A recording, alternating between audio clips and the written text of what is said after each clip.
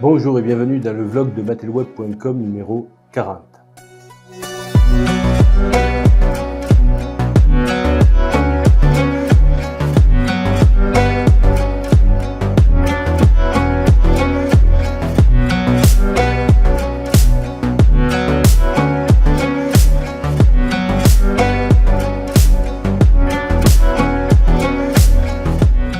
Après Saint-Jean-de-Balme, la semaine dernière, j'avais envie de continuer ce voyage dans le temps avec vous.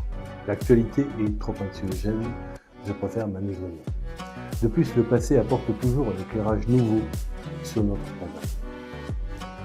Aujourd'hui, je vous amène sur les hauteurs de Millau, à la découverte d'un site archéologique fascinant, la Granède. Imaginez un éperon rocheux surplombant la vallée du Tarn, occupée par l'homme depuis plus de 6 000 ans.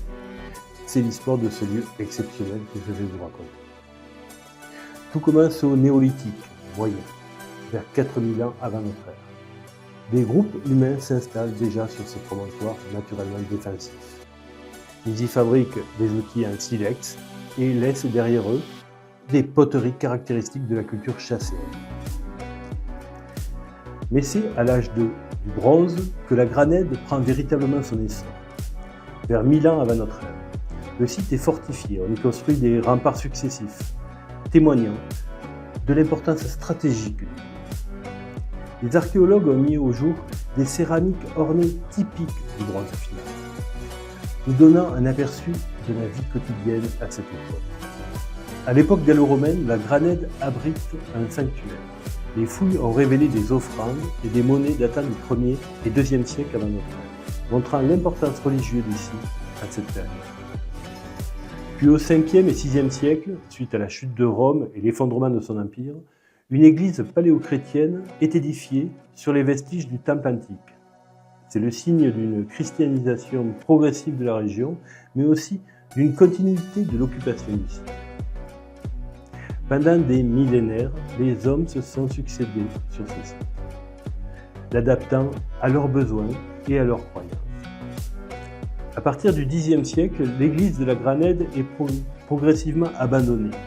La vie se déplace alors vers la ville qui ne s'appelle pas encore Millau et qui s'étend et s'agrandit sur l'autre rive du Tarn.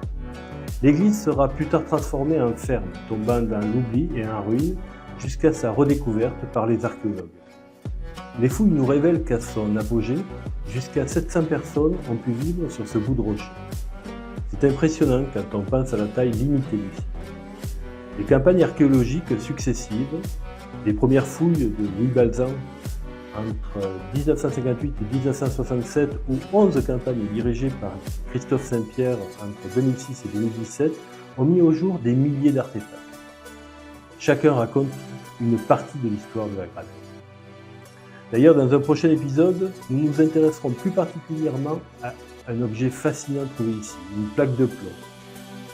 Elle pourrait nous en dire long sur les pratiques religieuses et magiques de l'époque. La Granède est le berceau de la communauté qui, en investissant ce territoire, va progressivement faire naître un humain. C'est un témoignage précieux de notre histoire locale et régionale. Les siècles enfouissent sous des couches de sédiments ce qui fut un jour notre présent. Même les guerres finissent par se taire dans le silence collectif. Et grâce à l'archéologie, ces voies du passé peuvent à nouveau se faire entendre.